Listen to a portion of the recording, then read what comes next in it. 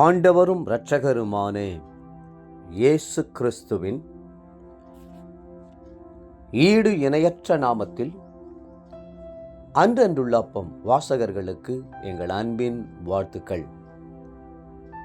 2025 ஆண்டு ஏப்ரல் மாதம் 20ஆம் தேதி ஞாயிற்றுக்கிழமைக்குரிய தின தியானம். இன்றைய தலைப்பு மரணத்தை ஜெயித்தார்.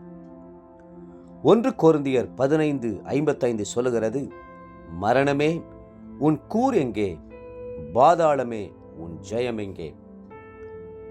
அன்பான அன்றன்றுள்ள அப்பம் வாசகர்கள் ஒவ்வொருவருக்கும் இயேசுவின் நாமத்தில் என் அன்பின் உயிர்த்தெழுந்த நாள் நல்வாழ்த்துக்களை தெரிவித்துக் கொள்கிறேன்.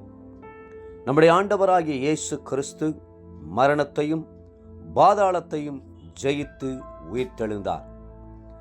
ஆகவேதான் நாம் மரணமே உன் கூர் எங்கே, பாதாளமே உன் ஜெயம் எங்கே என்று வெற்றி முழக்கமிடுகிறோம். அவர் சத்துருவை ஜெயித்து உயிர்த்தெழுந்தார். ஆகவே சத்துருவினுடைய வல்லமையின் மேல் நாம் அதிகாரம் பெறுகிறோம்.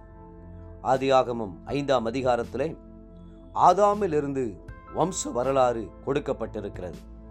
ஆதாம் மரித்தான், ஏவாள் மரித்தாள் என்று மரணத்தை பற்றியே பேசப்படுகிறது. ஆனால் உயிர்த்தெழுந்த இயேசு இன்றைக்கும் ஜீவிக்கிறார். அவருடைய வல்லமை உயிர்த்தெழுதலின் வல்லமை. ஒரு முறை ஒரு ஆலயத்தில் பிரசங்கிக்கும்படியாக அழைக்கப்பட்டிருந்தேன். பல கிராமங்களின் வழியாக அங்கு சென்றபோது தூரத்திலே ஒரு ஆலயம் தெரிந்தது. அந்த ஆலயத்தை நான் நோக்கி பார்த்தபோது அங்கே பெரிய எழுத்துக்களில் என் மீட்பர் உயிரோடு இருக்கிறார் என்று எழுதப்பட்டிருந்தது. என் மீட்பர் உயிரோடு இருக்கிறார் என்று என் உதடுகள் சொல்ல சொல்ல என்மேல் தேவ வல்லமை இறங்கியதை உணர முடிந்தது. என் மீட்பர் உயிரோடு இருக்கிறார் என்று முழங்கியது பழைய ஏற்பாட்டில் உள்ள பக்தனாகிய யோபு. யோபுவைப் போல கொடிய பாடுகளின் வழியாக சென்ற வேறு பரிசுத்தவான்களை வேதத்தில் காண முடியாது. அவர் மனம் தொய்ந்து போய் துக்கத்தில் மூழ்கிற சமயத்திலே திடீரென்று கர்த்தர் தரிசனமானார். உயிரோடு இருக்கிற தன் மீட்பரை யோபு பக்தன் முகமுகமாய் கண்டபோது பரவசமடைந்தார். அவர் சொல்லுகிறார், நான் இப்பொழுது சொல்லும் வார்த்தைகள் எழுதப்பட்டால் நலமாயிருக்கும். அவைகள் ஒரு புஸ்தகத்தில் வரையப்பட்டு அல்லது என்றைக்கும் நிலைக்க அவைகள் கருங்கலிலே ஊழி வெட்டாகவும் ஈய எழுத்தாகவும் பதிந்தால் நலமாயிருக்கும். யோபு 19ஆம் அதிகாரம் 23-24 வசனங்கள். யோபு கர்த்தருக்கு சூட்டிய பெயர் மீட்பர் என்பதாகும்.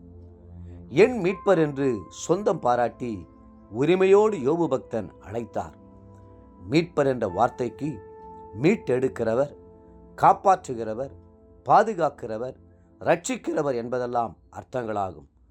உலக பிரகாரமாய் விபத்திலிருந்து ஜனங்களை மீட்டெடுப்பவர்களை மீட்பு படையினர் என்று அழைக்கக்கூடும். ரவுடிகளின் கையிலே சிக்குண்டவர்களை விடுவிப்பதும் மீட்புதான். ஆனால் கர்த்தரோ நம்முடைய பெரிய மீட்பர். உளையான பாவச் சேற்றிலிருந்தும் கொடிய சாபத்தின் வல்லமையிலிருந்தும் சாத்தானின் கோர பிடியிலிருந்தும் பயங்கரமான பாதாளத்திலிருந்தும் நித்திய அக்கினியிலிருந்தும் நம்மை மீட்கிறவர்.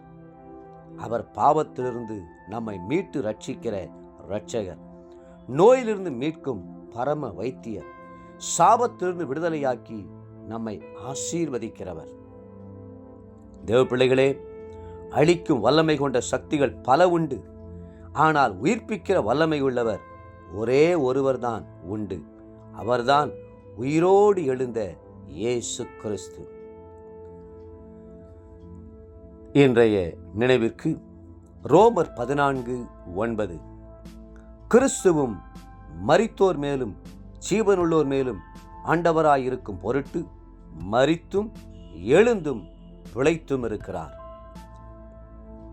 இன்றைய வேத வாசிப்பு காலை 2 சாமுவேல் 9, 10 மற்றும் 11ஆம் அதிகாரங்கள்.